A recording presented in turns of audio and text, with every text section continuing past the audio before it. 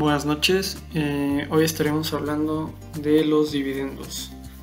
Yo considero que este tema es indispensable para las empresas, ya que muchas veces o la mayoría de las ocasiones suele haber inversores, por lo tanto se debe considerar el pago de dividendos. Entonces muchas veces ignoramos esta parte. Por lo tanto, este es un tema fiscal que es importante para nosotros, ya que a continuación les estaré explicando cómo es que impactan los dividendos a nivel contable y fiscal de una entidad con fines lucrativos. Principalmente un dividendo son las ganancias percibidas por una entidad durante un periodo determinado. Básicamente, una empresa o una entidad es rentable cuando se obtienen dividendos. Entonces estos dividendos se le pagan a los socios. Los socios son los que aportan parte del capital o del patrimonio de una entidad, por lo tanto tienen derecho a cobrar dichos dividendos. Entonces, introduciéndonos al tema, los dividendos son las ganancias que se obtienen por la rentabilidad de una entidad federal, una entidad con fines de lucro, que es pagada a los socios, que se conforman por una junta directiva. Todo esto está fundamentado en el artículo 140 de la Ley del Impuesto sobre la Renta. El artículo 140 de la ley del ISR nos indica que las personas físicas deberán acumular a sus demás ingresos los percibidos por dividendos o utilidades. Se entiende que el ingreso lo percibe el propietario del título del valor, y en el caso de partes sociales, las personas que pertenezcan como titular de la misma. En este rubro también se consideran dividendos o utilidades distribuidos los siguientes ejemplos: los intereses del artículo 85 y 123 de la Ley General de Sociedades Mercantiles y las participantes en las utilidades que se pagan a favor de obligacionistas u otros. Los préstamos a los socios o accionistas, a menos que cumplan con los siguientes requisitos: sean consecuencia de las operaciones de la persona moral, plazo menor de un año, intereses sea igual o superior a la tasa fija en la que se ocupen y se cumplen las condiciones pactadas en dicho contrato o pacto. Yo diría que pacto. Aquí les mostraré otro apartado de las erogaciones que no sean deducibles y beneficien a los accionistas de personas morales, las utilidades fiscales determinadas inclusive presuntivamente por las autoridades fiscales, las omisiones de ingresos o las compras no realizadas e indebidamente registradas, las modificaciones a las utilidades fiscales derivada de la determinación de los ingresos acumulables y de las deducciones. ¿Qué obligaciones se deben cumplir? Pues miren, las personas físicas tienen la obligación de acumular a sus demás ingresos los percibidos por dividendos o utilidades. ¿Por qué? Porque hay un cálculo que se va a hacer sobre dichos ingresos acumulables. Entonces es importante que siempre estemos incluyendo este tipo de ingresos por anotar por dividendos o utilidades. Es importante que tomen en cuenta esto, porque si no estarán haciendo un cálculo erróneo del impuesto sobre la renta, puesto que las personas físicas podrán acreditar contra el impuesto que se determine en su declaración anual. El ISR pagado por la sociedad que distribuyó los dividendos o utilidades, siempre que quien efectúe el acreditamiento considere como ingreso acumulable, además del dividendo o utilidad percibido. el monto del impuesto sobre la renta pagado por dichas sociedades correspondiente al dividendo o utilidad percibido, y además cuente con la constancia y el comprobante fiscal que se refiere a la fracción 11avo del artículo 76, en el cual nos dice que tratándose de personas morales que hagan los pagos por concepto de dividendos o utilidades a personas físicas o morales deberán cumplir los siguientes requisitos. Los siguientes requisitos son: efectuar los pagos con cheque nominativo. Nominativo se refiere a que siempre esté a nombre o emitido a la persona propietaria de dicho título de crédito. Por ejemplo, si es emitido al socio accionista Juan Pérez, debe ser un cheque nominativo a precisamente el señor Juan Pérez. No negociable del contribuyente, expedido a nombre del accionista o a través de transferencias de fondos reguladas por el Banco de México a la cuenta de dicho accionista. Proporcionar a las personas a quien les efectúen pagos por los conceptos a que se refiere esta fracción comprobante fiscal en el que se señale su monto, el impuesto sobre la renta retenido, así como si estos provienen de cuentas establecidas en el artículo 77 y 85 de la Ley del Impuesto sobre la Renta, según se trate o si se trata de los dividendos o utilidades a que se refiere el primer párrafo del artículo 10 de la misma. Este comprobante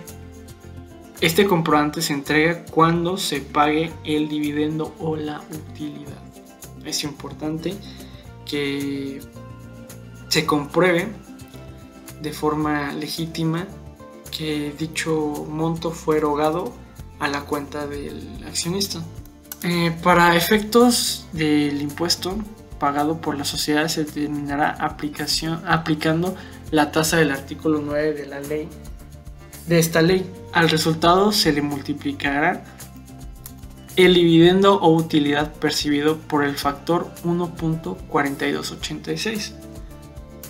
Es importante mencionar que la persona física estará sujeta a una tasa adicional del 10% sobre los dividendos o utilidades distribuidos por personas morales residentes en México.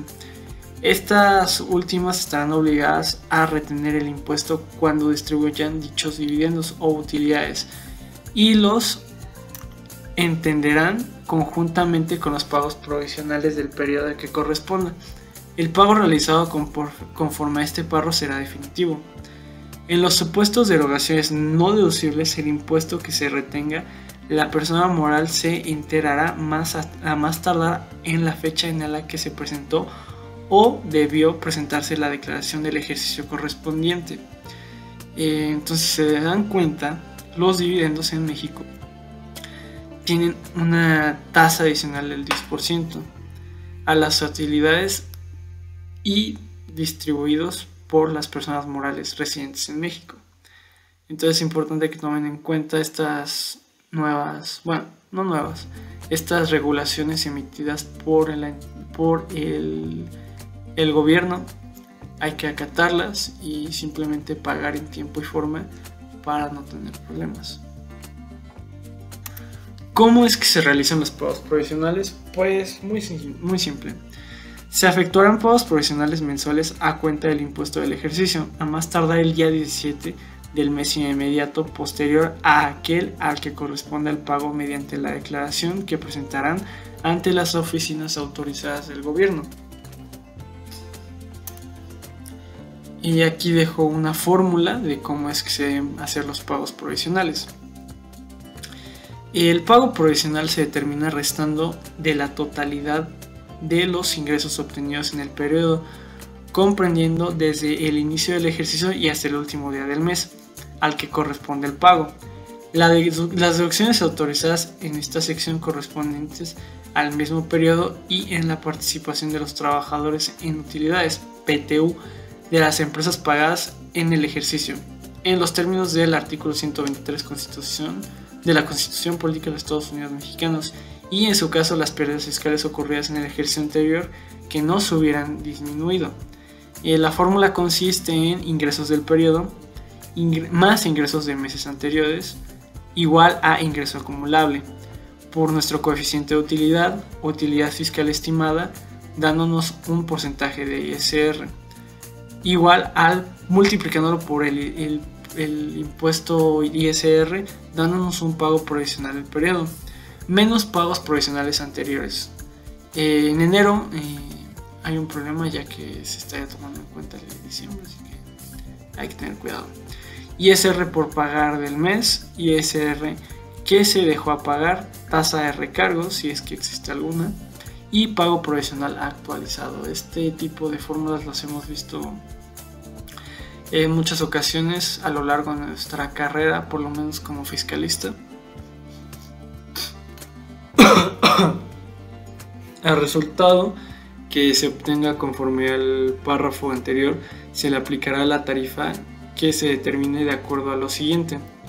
Se tomará como base la tarifa del artículo 96 de la ley del ISR, sumando las cantidades correspondientes a las columnas relativas del límite inferior y de nuestro límite superior, y sumándole una cuota fija ya establecida por el Estado o gobierno, que en los términos de dicho artículo resulten por cada uno de los meses del periodo a que se refiere el pago provisional, de que se trate y que correspondan al mismo renglón identificado, por el mismo % para aplicarse sobre el excedente del límite inferior.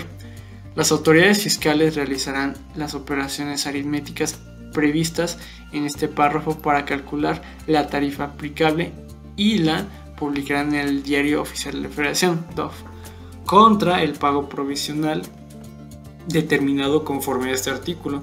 Se acreditarán los pagos provisionales del mismo ejercicio efectuados con anterioridad.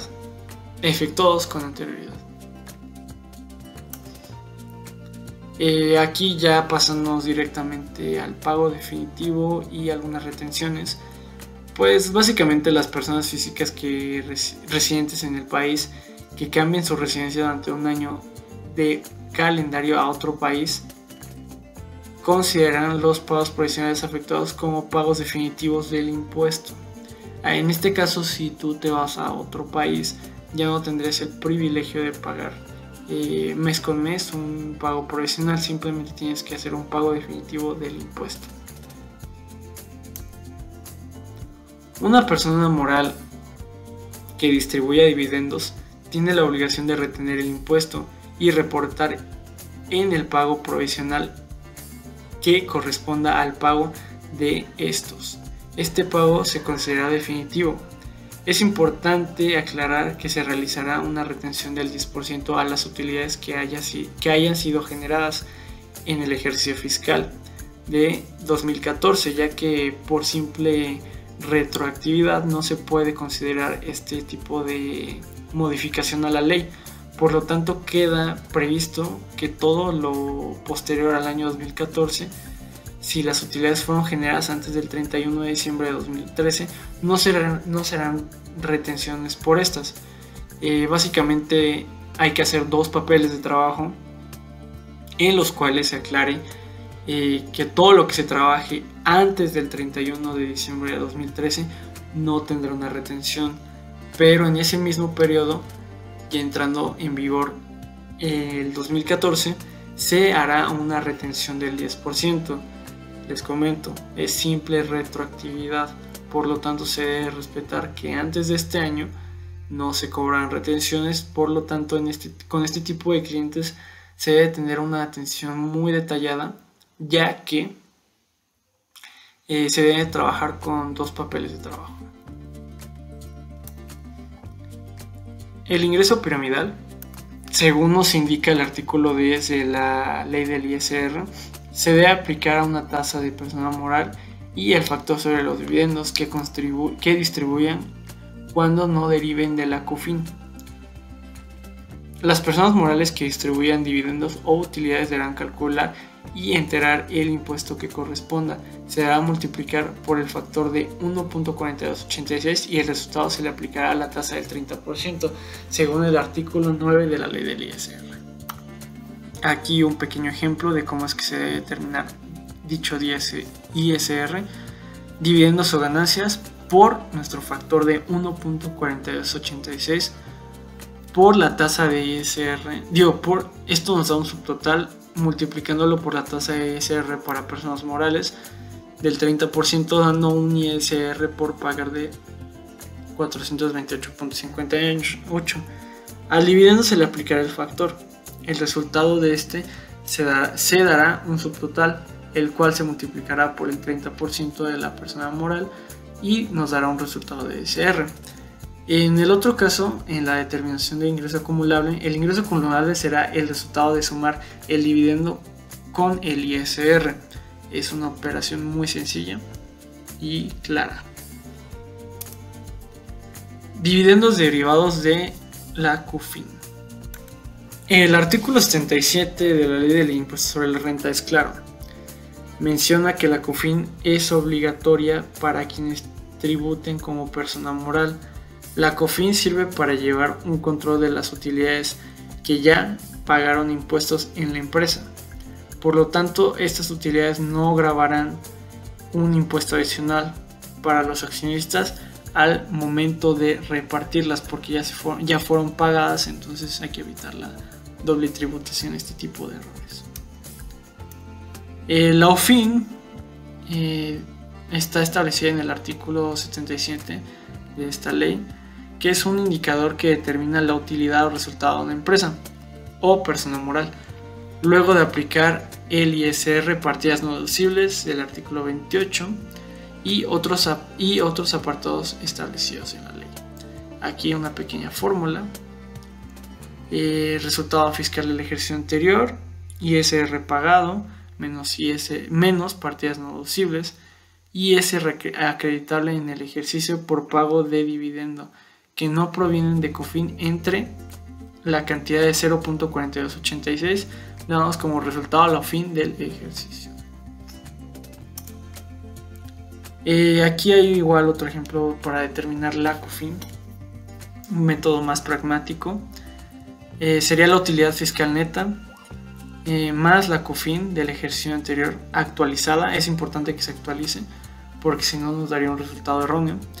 Dividendos más los dividendos entre utilidades recibidas de otras personas morales residentes en México, más otros ingresos, dividendos o utilidades sujetos al régimen fiscal preferente.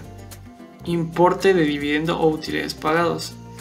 Utilidades distribuidas por personas morales residentes en México que reduzcan su capital, según el artículo 78. La CUFIN actualizada se obtiene por medio de un factor de actualización, que muchas veces lo llevamos a ver en personas morales y en personas físicas. Básicamente es un factor que se multiplica por la CUFIN al último día del ejercicio. Luego se suma la OFIN del ejercicio para obtener un saldo de la CUFIN actualizado al cierre del ejercicio.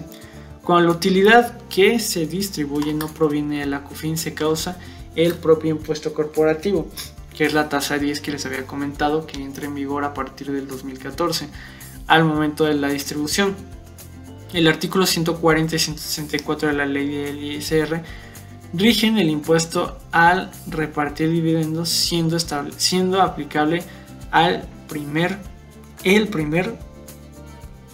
pago que se realizará a persona física residente en México y en segundo para el caso de pago de dividendos residentes en el extranjero. Dividendo ficto. El tratamiento fiscal está estipulado en el artículo 140, fracción 2 y fracción 3. Son operaciones simuladas para evitar el pago de impuestos. Simulan transacciones que realmente son dividendos, no tienen aprobación conforme a la ley. Entonces estos dividendos ficticios son básicamente para eludir el pago de impuestos. Entonces, como se darán cuenta, es una actividad no lícita. Entonces hay que tener mucho cuidado con estos dividendos ficticios. Son los préstamos a socios o accionistas, pago de intereses, las erogaciones no deducibles, omisión de compras no pagadas o indebidamente registradas para pagar menos. Por último, aquí una pequeña conclusión. Bueno, como se darán cuenta, es un tema importante, ya que actualmente muchos jóvenes están interesados en invertir en entidades, y este es un ejemplo claro de cómo es que se debe hacer, la forma correcta en la que se debe invertir, ya que los inversionistas, por obvias razones, tienen un fundamento y un por qué invertir en dicha entidad. Por lo tanto, se genera un ingreso, ya que la entidad es rentable y te va a generar un ingreso pues bastante importante, ya que hay que tomar en cuenta que tenemos que pagar impuestos y qué regulaciones debemos tomar en cuenta para pagar dichos impuestos.